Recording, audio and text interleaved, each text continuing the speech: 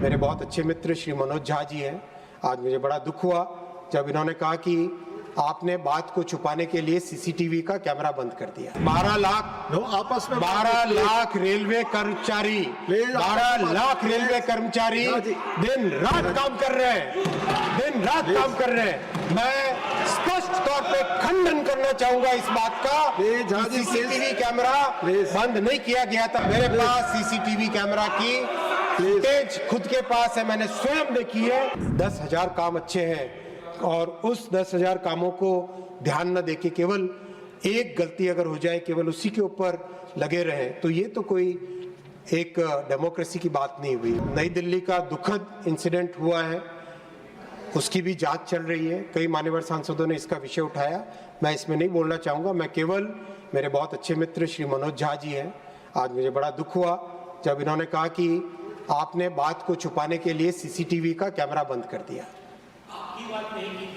किसी की भी बात 12 लाख आपस में 12 लाख रेलवे कर्मचारी 12 लाख रेलवे कर्मचारी दिन रात काम कर रहे हैं, दिन रात काम कर रहे हैं। मैं स्पष्ट तौर पे खंडन करना चाहूंगा इस बात का। सीसीटीवी कैमरा बंद नहीं किया गया था। मैंने स्वयं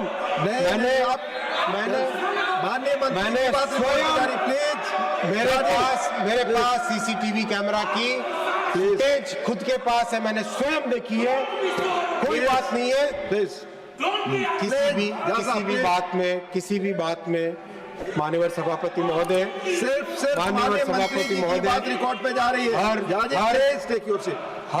हर जान, हर व्यक्ति, हर प्राण एक बहुत ही दुखद बात होती है। अगर एक्सीडेंट हो, हर एक्सीडेंट एक दुखद घटना होती है। सिर्फ माननीय मंत्री जी की बात रिकॉर्ड पे उसमें हमें कहीं पर राजनीति करने की जरूरत नहीं है, कहीं पर उस समय राजनीति करने की जरूरत नहीं है, बल्कि उसके बजाय हमें क्या हम उससे स्टेप ले सकते हैं वो ध्यान रखने की जरूरत है। और नो कमेंट प्लीज। माननीय मंत्री जी आपकी बात ही सभापति महोदय, इस दुर्घटना के बाद में ये फैसला लिया गया है कि 60 स्टेशन पे कंप्लीट एक्सेस कंट्रोल किया जाएगा। 60 स्टेशंस में परमानेंट होल्डिंग एरिया बनाए जाएंगे, जिससे कि ज्यादा सर्ज आए तो सर्ज को उसी एरिया में रखा जा सके। और pilot project new Delhi, Anand Vihar, Varanasi, Ayodhya और गाजियाबाद में ऑलरेडी चालू कर दिया गया है इन 5 स्टेशंस पे। और माननीय सभापति महोदय, जो पिछले साल छठ में और इस साल कुंभ में जिस तरह की फैसिलिटी होल्डिंग एरिया की गई, अब वो 60 स्टेशन में परमानेंटली लगाया जाएगा। 100% एक्सेस कंट्रोल करने का इन 60 स्टेशनों में निर्णय लिया गया है। केवल जिन पैसेंजर्स के पास कंफर्म टिकट है वही स्टेशन पे प्लेटफॉर्म पे जा पाएंगे, ताकि प्लेटफॉर्म पे किसी तरह की कोई भीड़ भाड़ नहीं आए। 12 मीटर का यानी 40 फुट का चौड़ा FOB वो बनाने का निर्णय लिया गया है। इस बार महाकुंभ में जब ये 12 मीटर के FOB लगाए गए थे, उसका बहुत अच्छा रिजल्ट आया, क्योंकि 12 मीटर यानी 40 फुट अपने आप में एक सब्सटैंशियल डिस्टेंस होती है, तो उसमें भीड़ भाड़ होने की कोई संभावना नहीं होती है। हर जगह कैमरास लगाए जाएंगे। महाकुंभ में वॉर रूम में कैमरा का बहुत अच्छा उपयोग हुआ था, और इन सभी के सभी बड़े स्टेशंस पे वॉर रूम बनाए जाएंगे। कम्युनिकेशन के डिवाइसेस टोटली नए जनरेशन के लेटेस्ट डिजिटल कम्युनिकेशन के डिवाइसेस लगाए जाएंगे, और जितने रेलवे के स्टाफ या सर्विस पर्सन्स हैं उन सबको नए डिज़ाइन का ID कार्ड दिया जाएगा। स्टाफ के लिए एक नई यूनिफॉर्म बनाई जाएगी, जिससे कि किसी भी क्राइसिस के सिचुएशन में लोगों को पता चल सके कि ये व्यक्ति रेलवे का अधिकारी है या स्टाफ है, तो आराम से उसके साथ संवाद हो सके। ये सारे के सारे डिटेल एनालिसिस किया गया है न्यू दिल्ली स्टेशन के इस इंसिडेंट का, और उससे जो सीखने को मिला, बहुत दुखद घटना हुई, हम सब उसके लिए दुखी हैं, लेकिन उसमें भविष्य में ऐसा न हो वो करना भी हमारी जिम्मेदारी है।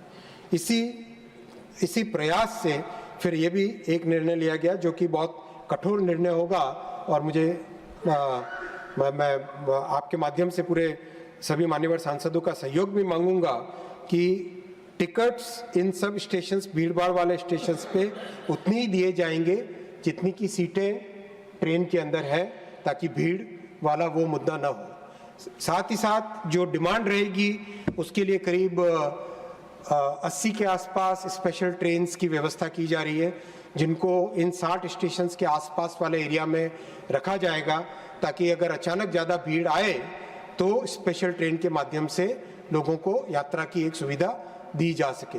माननीय सभापति महोदय, महाकुंभ के समय 13,000 गाड़ियों का प्लान था एक्स्ट्रा चलाने का, और एक्चुअल में 17,000 गाड़ियाँ चलाई एक्स्ट्रा, 17,330 गाड़ियाँ एक्स्ट्रा चलाई, और दिन रात टीम ने काम किया। माननीय प्रधानमंत्री जी लगातार फॉलोअप करते थे, उत्तर प्रदेश के मुख्यमंत्री जी के साथ लगातार संवाद होता था, माननीय गृह मंत्री जी लगातार मॉनिटर करते थे।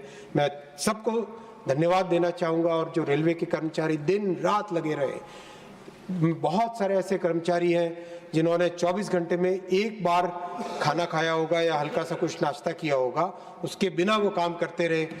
एक महिला कर्मचारी, एक महिला कांस्टेबल अपने बच्चे को अपने गोद में रख के यहाँ पे काम पे, ड्यूटी पे लगी रही। इस तरह के कमिटमेंट के साथ सबने काम किया माननीय सभापति महोदय। और ऐसे में विपक्ष अगर केवल उंगली उठाए और 10,000 काम अच्छे हैं और उस 10,000 कामों को ध्यान न देके केवल एक गलती अगर हो जाए, केवल उसी के ऊपर लगे रहे, तो ये तो कोई एक डेमोक्रेसी की बात नहीं हुई। मेरा इससे आपसे इतना ही रिक्वेस्ट है कि इस पूरी टीम को, मेहनत जो कर रही है टीम, प्रधानमंत्री श्री नरेंद्र मोदी जी के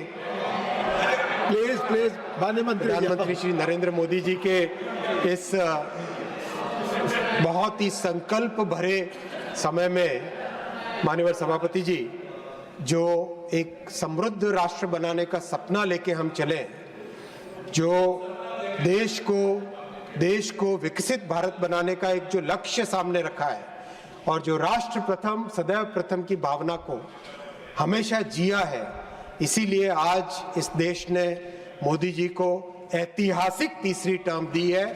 और इस तीसरी टर्म में मोदी जी ने हम सबको कहा है, प्रधानमंत्री जी ने हम सबको कहा है कि हमें इस बार 3 गुना अधिक मेहनत करनी है, ताकि विकसित भारत का जो फाउंडेशन है वो मजबूत बने, और उसी भावना के साथ हम सब काम कर रहे हैं। माननीय सभापति महोदय, आपको बहुत बहुत धन्यवाद इतना समय देने के लिए।